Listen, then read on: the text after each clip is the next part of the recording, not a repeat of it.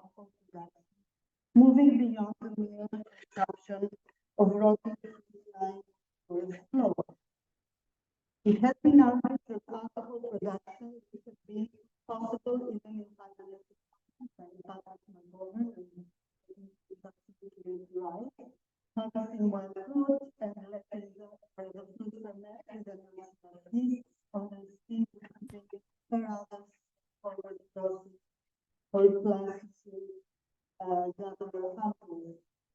Alcohol, due to its mild alcohol effect, is also being associated with special complex consumption and ritual practices of the family as well as ones in Greek Orthodox weddings, we drink wine, it's part of the ritual.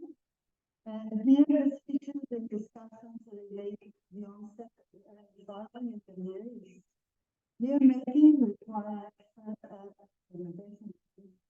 The saccharification of cereal starches, unlike our process of alcoholic fermentation that takes place when fruit is crushed, the juice comes to contact with fruit skin yeast, is a much more complex recipe. So sprouting of grains would have been necessary to render the sugars in the kernel susceptible to yeast, and then allowing for fermentation, which I just been told it's not the right word, but I will be using it to make it easier. So when you mix with water these sprouted cereal grains, you will get the alcoholic drink. In my opinion, because of this, because it's more complex, it is unlikely that beer preceded wine, because there is a discussion if wine came before beer. If you need to get the grain sprouting, you need a more controlled equipment and environment, which I think is not as straightforward as making wine. Alcohol is an excellent example showcasing the complex interplay between culture and nature, the cultural transformation of natural plant food ingredients into powerful substances that can be consumed in a multitude of contexts and in various ways in terms of paraphernalia and etiquette of consumption. In my presentation, I focus on direct archaeobotanical evidence for the preparation of alcoholic drinks in the prehistoric Aegean, with a special emphasis on beer, of course, which is the topic of our wonderful conference here in Saverne. The study area of my talk covers the territory of the modern Greek state in terms of the archaeological evidence I will present to you. Of course, connections with neighboring regions will be made, thus placing the Greek finds in their regional context. The textual evidence corresponds to the ancient Greek world and thus covers a much broader geographic area than that considered for the archaeological remains. And of course, Max Nelson, who presented yesterday, he knows these aspects to a great depth, much better than me. I'm not a philologist, but I will add the element of what texts tell about alcoholic drinks in this study area. The time frame of my presentation covers the 7th to the 1st millennium BC. The archaeobotanical evidence is complemented by a wealth of artifactual evidence, as well as residue analysis where available, as well as by ancient textual evidence that will allow us to explore the position of beer in the ancient Greek world, linking the archaeobotanical evidence from prehistory to later practices as captured by ancient Greek writers.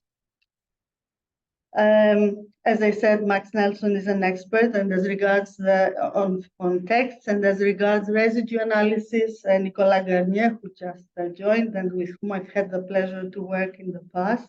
So I will refer to the work of both relying on the work of both in my presentation, but also on original research that we have conducted in the context of my ERC project, Plant Cult, which ended successfully almost a year ago, and where partners from Central Europe also contributed knowledge and material.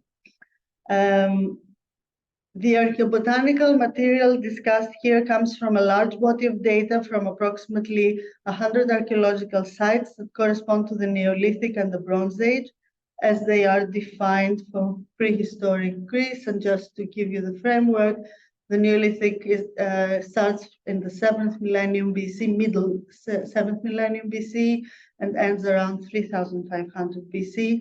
And then we have the Bronze Age in Greece, which is more famous for what is happening in the south, where we have the Minoan and Mycenaean palaces, where in the barbarian north, where I come from, we don't have the elites leaving their mark in the archaeological records so prominently, if they existed at all.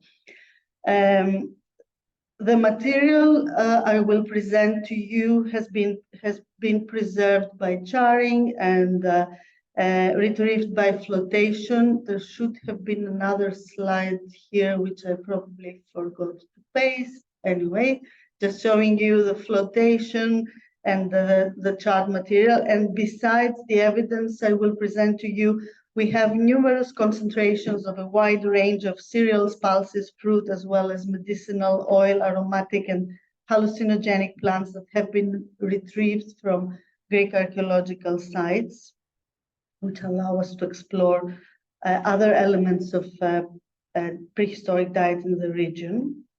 The rich archaeobotanical record also includes actual remains of food, which I'm showing you here. So dried figs or split pulse seeds, parboiled grain, and some of these actual food remains will be examined in the presentation.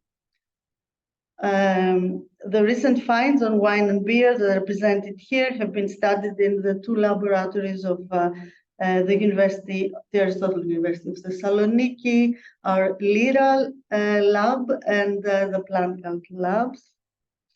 And I hope my presentation will convince you for the powerful potential of archaeobotanical macro remains as a means to reliably detect alcohol production in prehistory, especially when they are corroborated by other lines of evidence, as is always, of course, the case with archaeological narratives.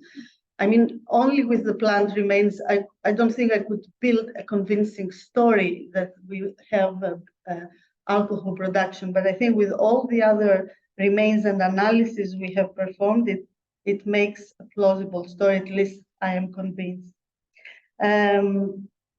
The archaeobotanical macro remains that I will show you provide direct indications for grape juice extraction and for malt production, which are the basic ingredients for preparing wine and beer.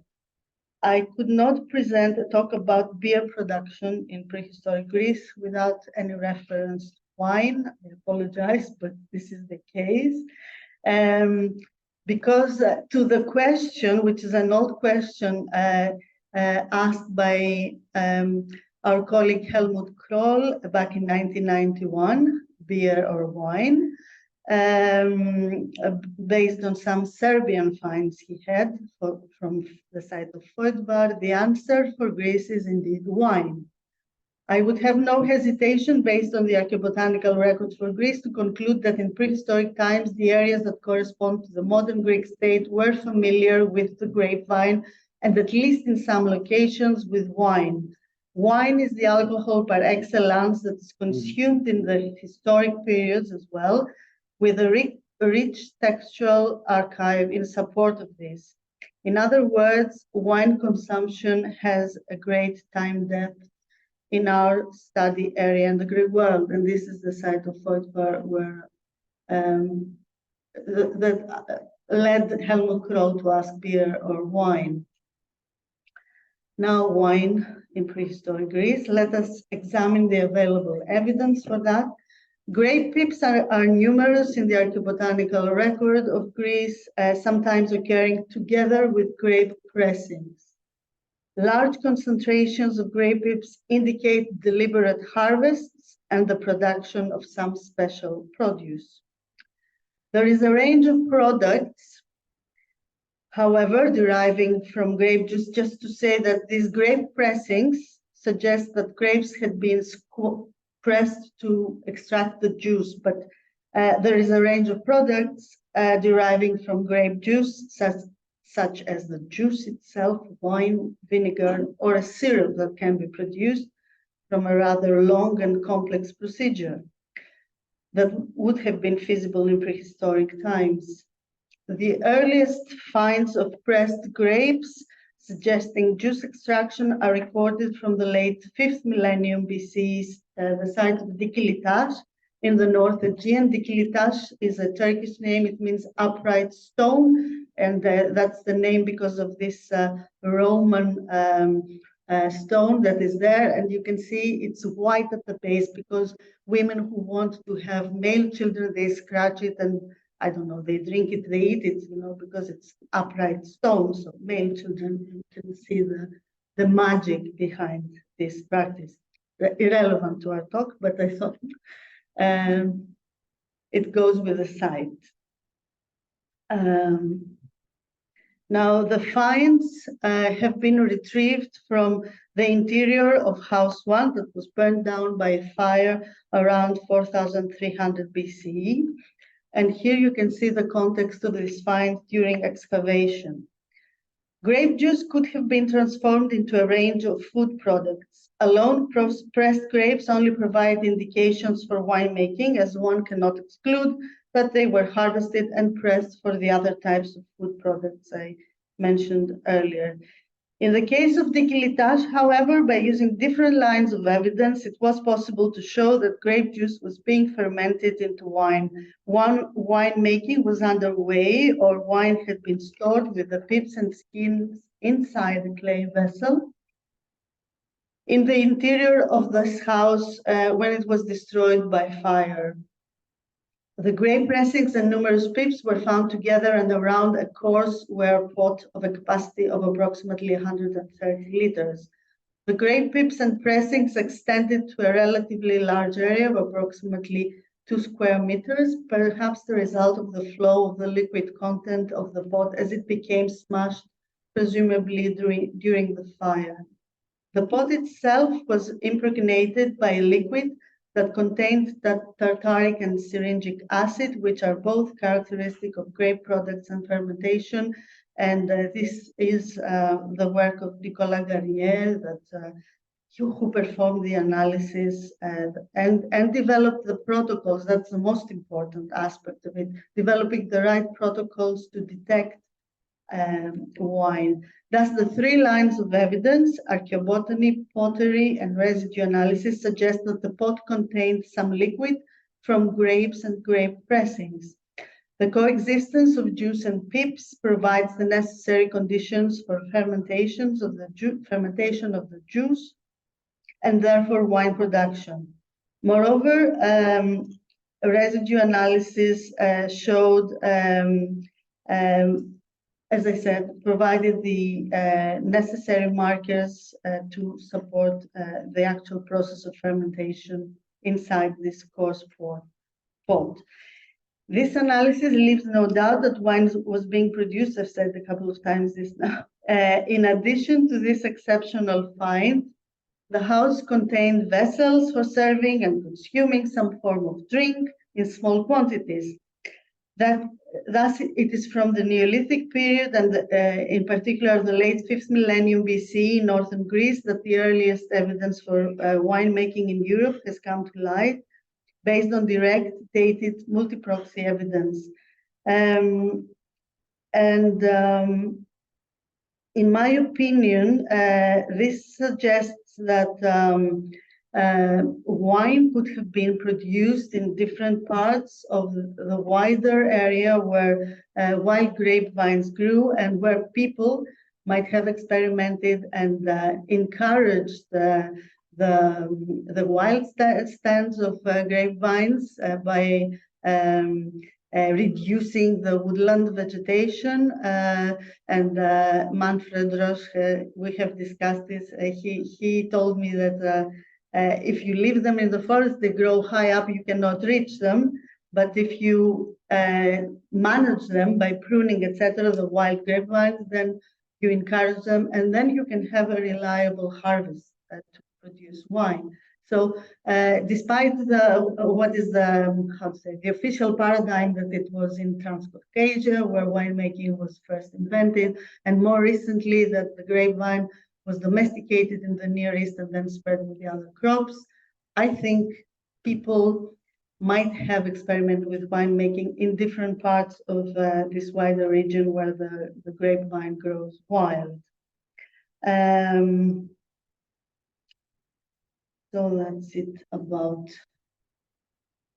this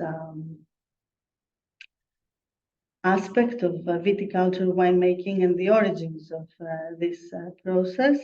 Now, I've been talking about the north of Greece, and there we can see a continuation. So it's not just the Neolithic, but we keep finding remains of grape pips and grape pressings from the Bronze Age and also from the Iron Age. So there seems to be a continuity in the use of grape and the grape juice, and I cannot avoid the connection between the myth, the wine god Dionysus, and the myths associated with its birth, with his birth.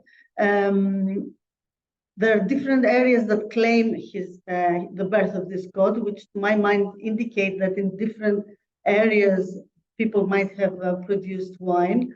And one of the places is Thrace, which for the period for ancient Greeks, it was the northern Greece was Thrace for them. So, moving to the south, archaeobotanical finds in support of grape pressings also exist, but they occur from the 3rd millennium onwards. So, if one wanted to build a story on that, but I wouldn't, because there may come a find from a Neolithic site on the island of Crete, for example, where we have grape pressings. I cannot start a story that wine making, the idea of making wine started in the north of Greece and spread to the south, but it's a possibility we cannot exclude. In the south, we find numerous grape pressings and grape pips from the early Bronze Age onwards, from the 3rd millennium BC onwards, and then in the Peloponnese, we have evidence that suggests well before the Mycenaean palaces emerged around the middle of the 2nd millennium BC, wine was produced and grapevines were probably very carefully tended. So in light of the available evidence, winemaking had long been established in prehistoric Greece since the Neolithic, continuing in the Bronze Age and the Iron Age. And thanks to the excellent work conducted by Clémence Pagnou, using morphometric analysis that she performed on a wide number of grape pips from different sites from Greece, what she has been able to observe is an increasing number of morphologically domesticated grape pips present in the archaeobotanical assemblages from Greece. So wine is the most likely produce of the grapevine finds we find in prehistoric sites of Greece. Especially if one takes into consideration the numerous cups that appear at many archaeological sites and become abundant from the 3rd millennium BC onwards. So one might, because we are in Greece and because there is a long durée of wine consumption in the area, one might think that the alcoholic drink that would have filled all the cups that we find at archaeological sites would have been wine. And until recently, very few people mentioned beer in their publications in the archaeological literature. There has been an attempt to link the variability in the forms of drinking sets with the different alcoholic drinks, but this is very speculative. Beer has featured in connection to a special vessel from the Peloponnese, of which I have a picture from another site, from Pota Romanou, again in the Peloponnese. So as far as I know, there are only 2 such vessels from prehistoric Greece, one in Anatolia, and strangely enough, these vessels look like vessels that we find in the Hallstatt period, similar. I don't, it's probably completely fortuitous, but people have raised the possibility that beer might have been used in prehistoric Greece without actual solid hard evidence for that. Archaeobotany in this respect can help us. So the archaeobotanical record is full of surprises. As with grape wine, archaeobotany recently contributed convincing evidence that some form of fermented beverage based on cereals might have been produced in certain parts of prehistoric Greece. They date to the 3rd millennium BC, and they consist of sprouted cereal grains that come from excavations, one carried out in the 50s in Thessaly, and the other one between 1995 and 2000 in the region of Central Macedonia in northern Greece. So the finds consist of sprouted cereal grains, which provide the first hint that beer might have been brewed in Bronze Age Greece. The sprouted grains from Archondiko, which you can see here, and they form material from the PhD that is near completion by my student Chrisa Petridou. These grains from Archondiko come from a series of rooms. So this is the site, it's a big tell site, from a series of rooms where many clay facilities have been unearthed related to various types of food preparation, given their wide variability in shape, dimensions, and function. And Archondiko, the sprouted grains are poorly preserved. Thus, at first sight, they could correspond to just a few cereal grains that happened to sprout accidentally. The same archaeological context, however, had already yielded some unusual ground cereal food preparations, which initially I had interpreted as some form of a traditional food we have in the Balkans and the Eastern Mediterranean. We call it in Greece, we call it tarhanas. In other parts, it's called tarhonia, tarhana. This version that I thought corresponded to the archaeological finds is coarsely ground cereal mixed with sour milk. And then you dry it, and it's the fast food for prehistory because you can convert it into a very nourishing soup throughout the year. So I thought this is what I had. But then in addition to these lumps, of ground cereals, we have found in the same houses loose cereal fragments that were generated prior to charring, so intentionally ground.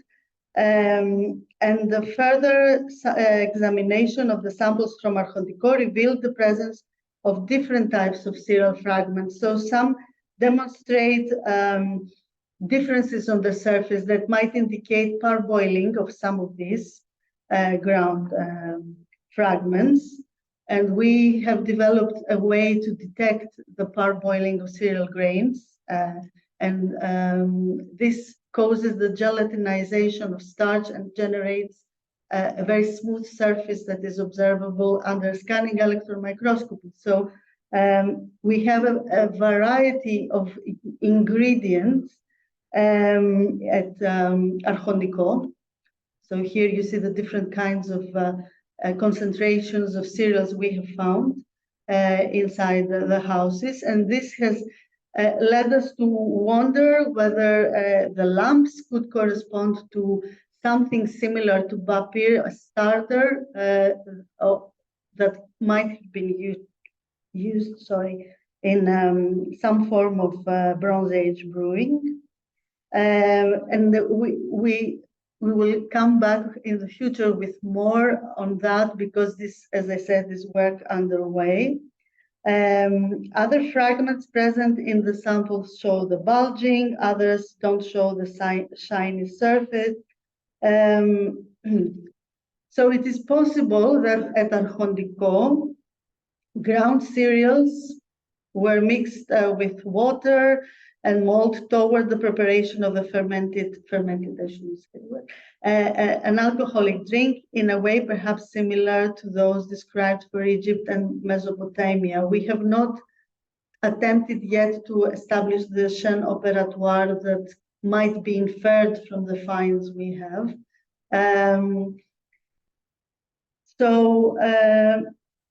One possibility would be that these lamps were prepared deliberately and might have been used to activate the alcoholic fermentation once they wanted to prepare and brew beer. There is further evidence pointing toward brewing at Archondico, we think, provided by a complex clay structure found at the site.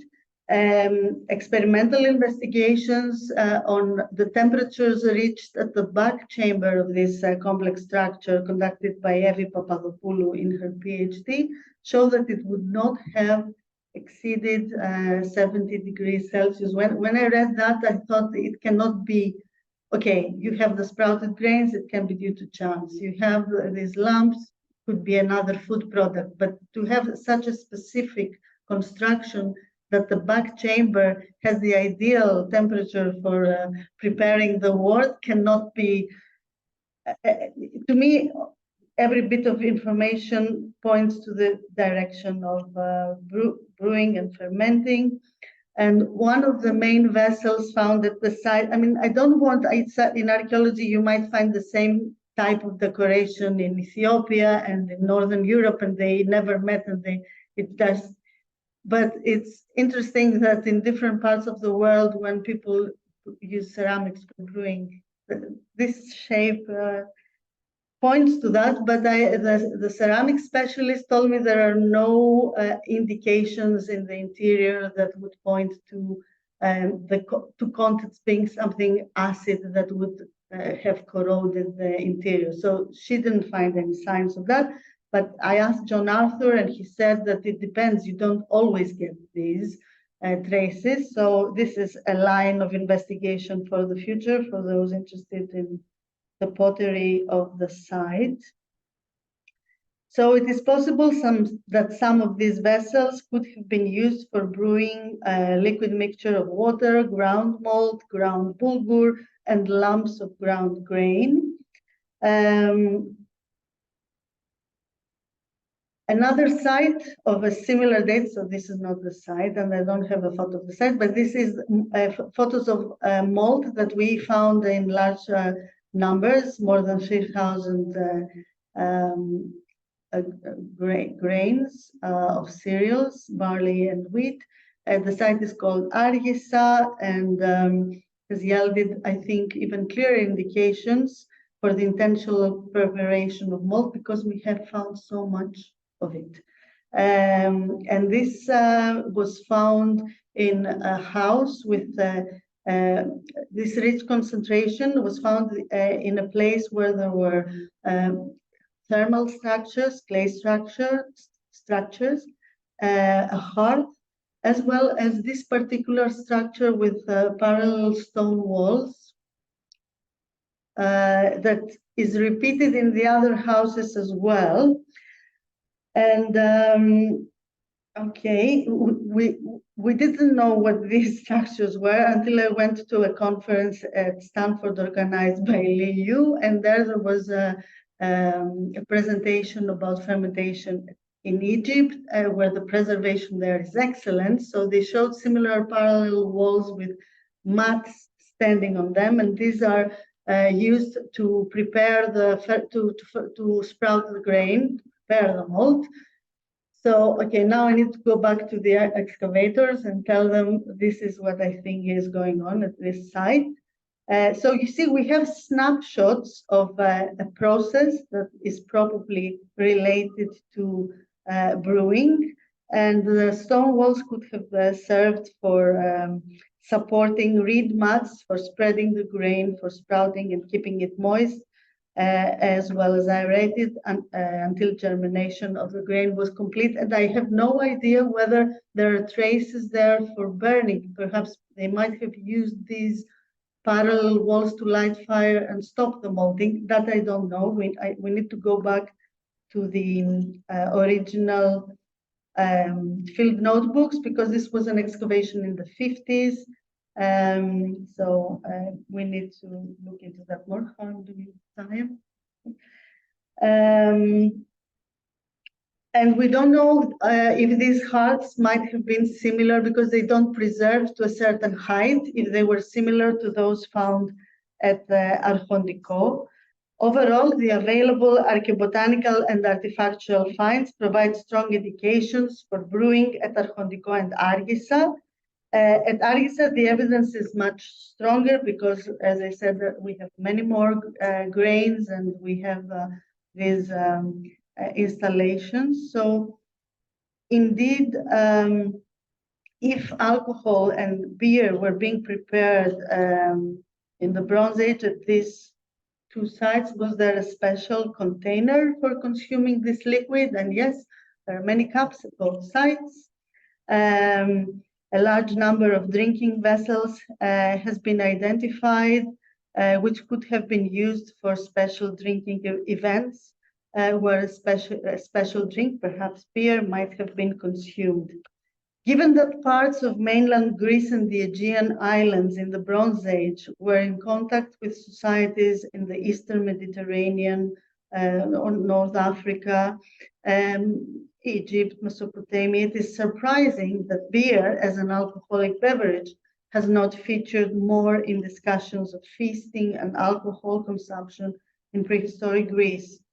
Is this a mere projection of prehistoric times, of a characteristic feature of ancient Greek habits and culture, and the concept of the Mediterranean triad, whereby wine holds a prominent role?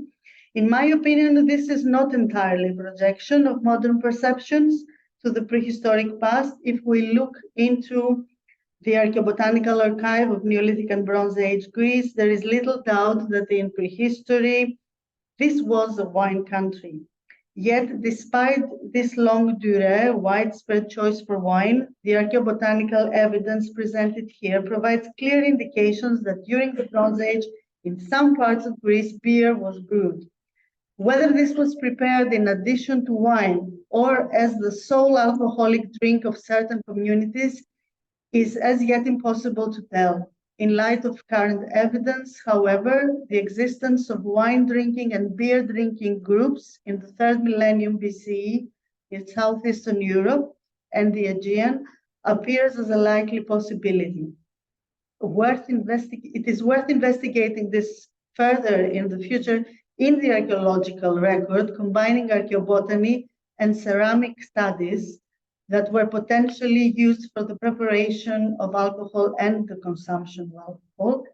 What emerges with some certainty is that some groups of people made and consumed beer towards the end of the 3rd millennium BC. Their relationship to wine drinkers, if such distinctions indeed existed, remains to be explored. A clear distinction between beer drinking and wine drinking people and habits seems to be clearly reflected in texts of ancient Greek writers, and Max Nelson has worked a lot on that. For ancient Greeks, beer corresponded to a drink of foreign people. Ancient Greeks were aware of an alcoholic drink made of barley, a drink connected with populations beyond the Greek world. It was produced from barley, and the name they found for that was barley wine, or vritos, as we heard yesterday. So there are mentions that the Thracians consumed a drink made of barley, and there are several references to a drink made of barley, also in association with the Egyptians that Herodot makes. Distinctions related to alcoholic beverage may have revolved not only around the kind of alcoholic beverage, wine or beer, but also around the ways of its consumption. Wine, for example, might have been consumed pure or diluted. Diluted in water was the case in the ancient Greek world. This element of mixing with water indeed played the role of an identity signifier, as those consuming it undiluted were considered to be barbarians, if I read correctly the publication by Max Nelson. Regulations regarding access to wine consumption may have also acted as a strong identity signifier as regards position during consumption and the use of, so where people would be seated, in which room, and what types of cups they might use. And this might have further underlined cultural or other distinctions within the community or on a regional scale. I would like now to close my presentation by touching upon the possible context of alcohol consumption in prehistoric Greece, of what preceded in this region the emblematic symposia of antiquity. And am I now into the discussion time? I have to speed up. Yes, okay. So I will do it without text. I think this will move faster. Now, if we take into consideration the capacity of the coarse pot that was found at Dikilitas and the cups, it could have been a feast for as many as 500 people or for 500 servings. And we can, wine is something that you can produce once, so with a grape harvest, whereas beer you can produce regularly. It's a different drink. But both could have been used in the context of feasts. We have some indications for feasts in the Neolithic, even more so for the Bronze Age. And at Dikilitas, we can imagine the community opening the new wine, what I call the Dikili Nouveau, but this is stretching the archaeobotany a lot, but I like to do that sometimes. And inside House 1, we have also found evidence for jewelry, and one might imagine that special clothes, it was a special occasion, opening and consuming the new wine. For the Bronze Age, we have clear indications of, in the late Bronze Age, in the Mycenaean palaces, about how wine might have been consumed and different vessels. And it will be worthwhile exploring and mapping the different types of vessels in order to see if there are regional and spatio-temporal differences in the vessels that might be related to wine consumers and beer consumers in that area.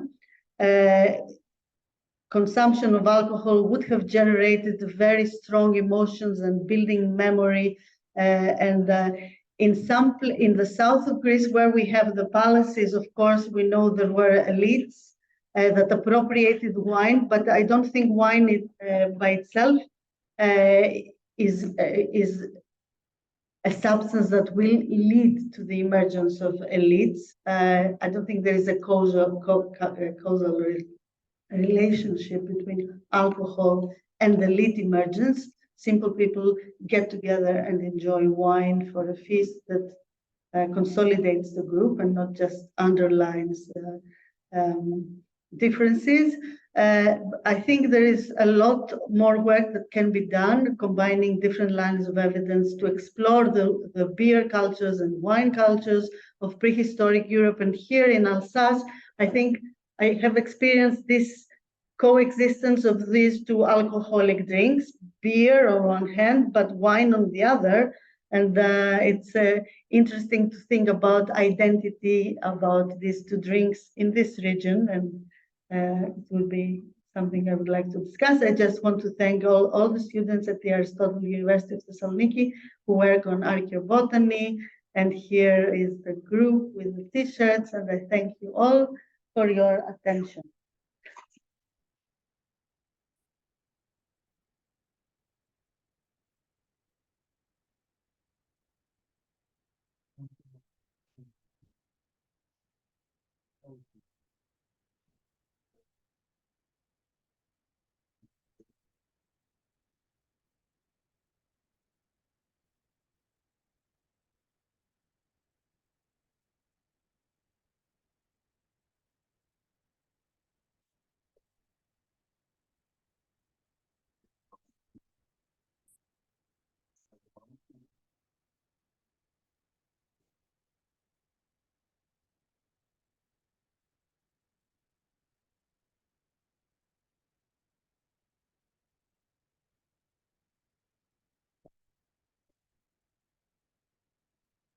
Yes.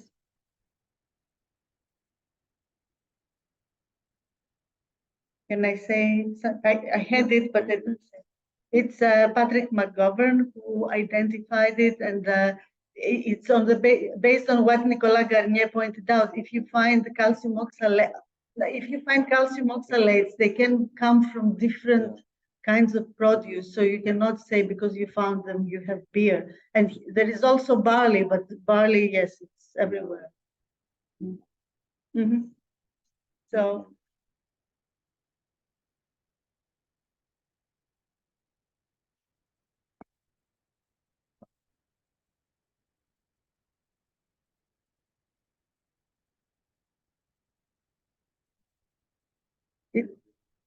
It's possible. It's McGovern. Yeah, it was a book, Mycenaean and Minoan and Mycenaean tastes, and they performed residue analysis. I'm not a chemist, so I rely on what the chemists say, and they are very skeptical. So I become skeptical too. That's why I didn't mention it, because it would open again a discussion that the chemist would be best suited to address. I avoided this.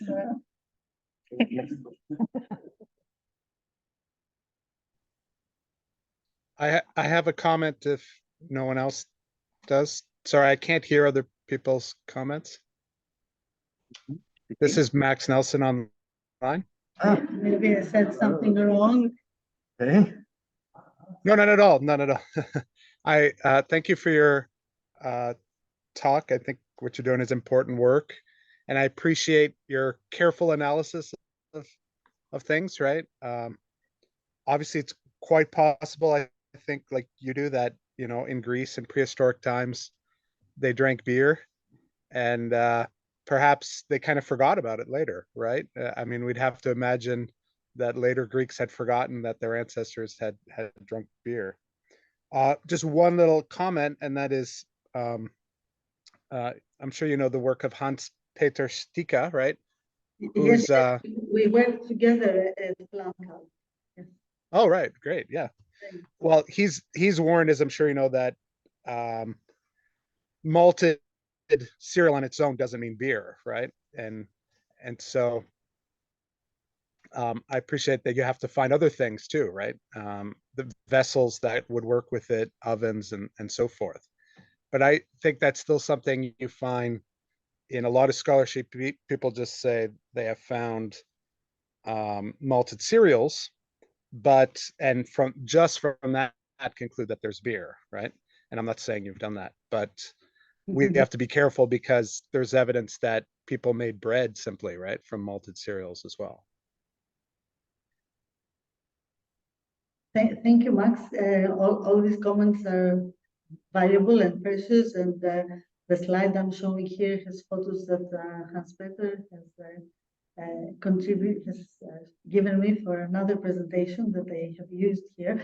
As regards malt, yes, on the basis of malt, we cannot make a big story, but what filled the cups that we found at these sites, given that we don't have indications? I mean, of course, in archaeology, you make inferences and you're never sure, but if you have malt and you have cups, then it's possible it was beer. About what you said regarding ancient Greeks making beer, I don't believe that personally, because in Greece we have this strong north-south divide that involves not only the existence, let's say, of the Mycenaean palaces, and Dionysus already appears in linear P texts in the late Bronze Age. So, and wine also appears as a word. I think beer. I think the archaeobotanical record supports the later distinctions between those beyond the Greek world that consume beer. Some of them wine as well. I think that at least from the Bronze Age onwards, it is wine. I mean, of course, who knows? We might find the site where they make beer, but I get the impression that wine, at least for the palaces and the Mycenaeans, it was the drink. There are no words.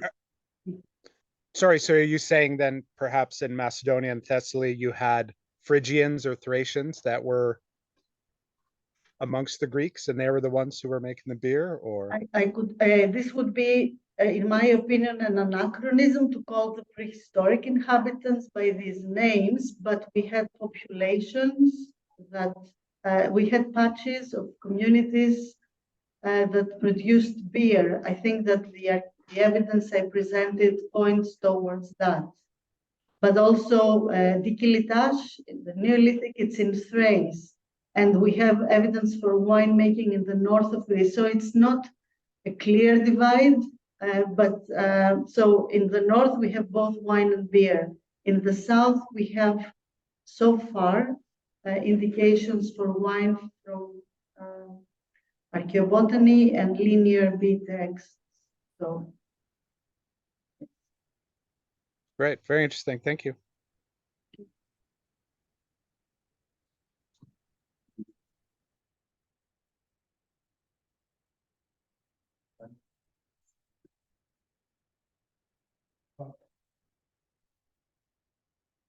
No question because it was interesting. But remark concerning thank you. the wine, red wine and the when we look on the, I think the map is of the gives around here the area looks Mediterranean, but perhaps some of you know when you visit in the moment in the upper Rhine, there are two wine towns. So one is an open, and the other one is really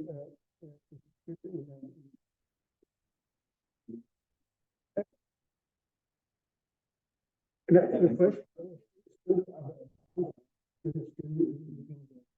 and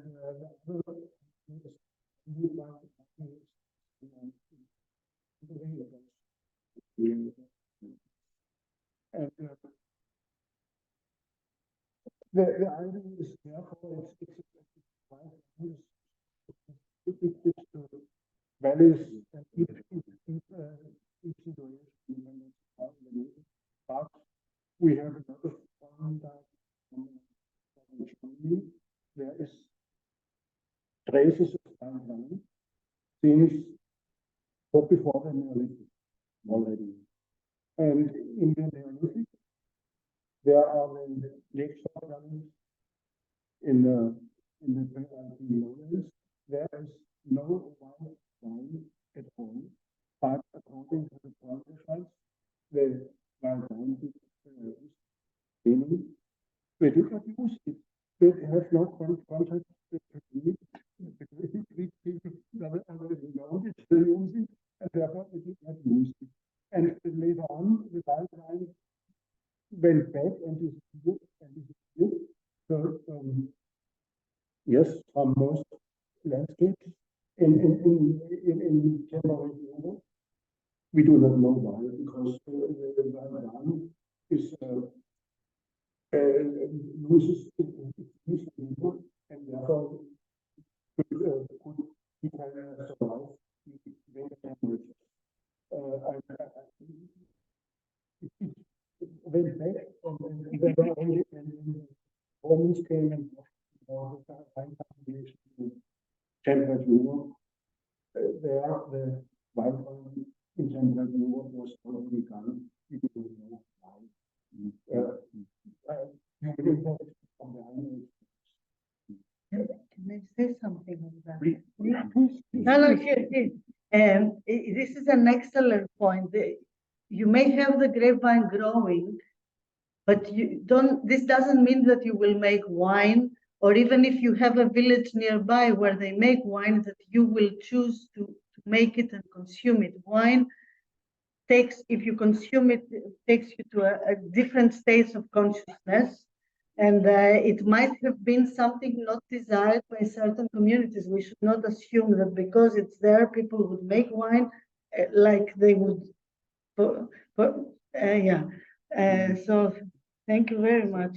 This is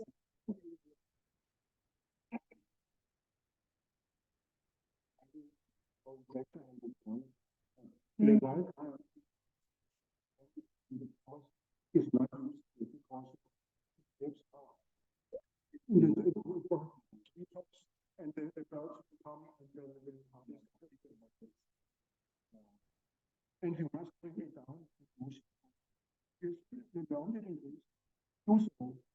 And this is very interesting. And the wine also it was normally made with sweet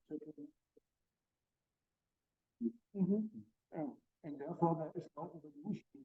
And therefore you must do in the last years my Molecular wine and we could show that many parents of Pinot Noir also take a back until the middle or even longer. This is because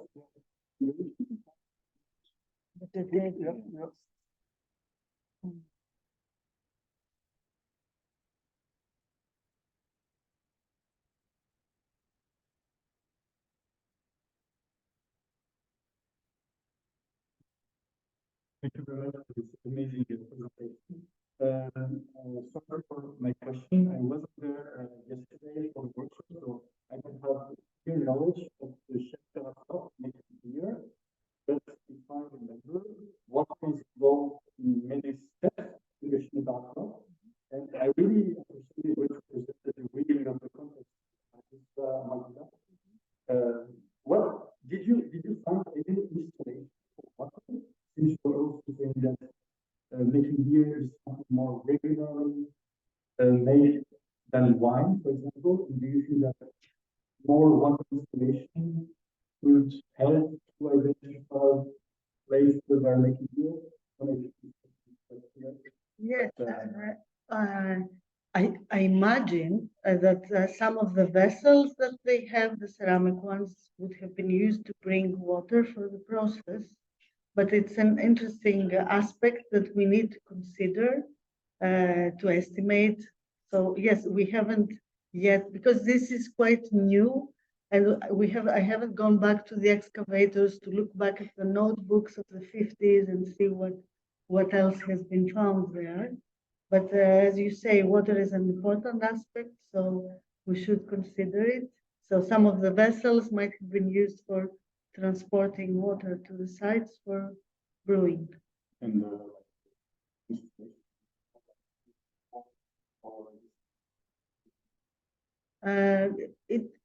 Is it necessary to have a paved floor?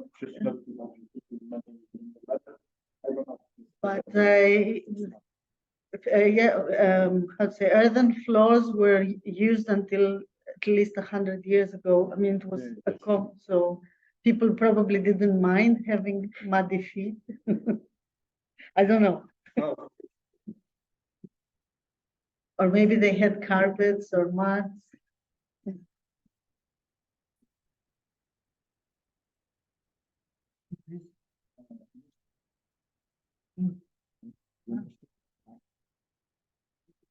tools. The tools connect the great size of things with aliens, with the actual butter remains, especially Yes, where I show Sorry. one student of this one. Was it? Yes, was we it carried a one? lot of experiments Oh. because we need the experimental breads with different kinds of ingredients. I still need to find some dedicated. So maybe if we can collaborate. I have all the I have a big fridge bought by the project with all the flour, and we have all. So it would be useful, and this was part of what we wanted to do, but we had no time.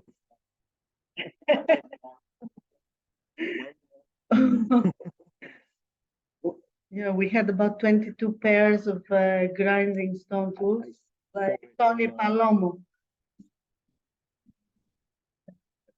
Mm. Yeah. Okay. Yeah. Indirectly. We can come and use it.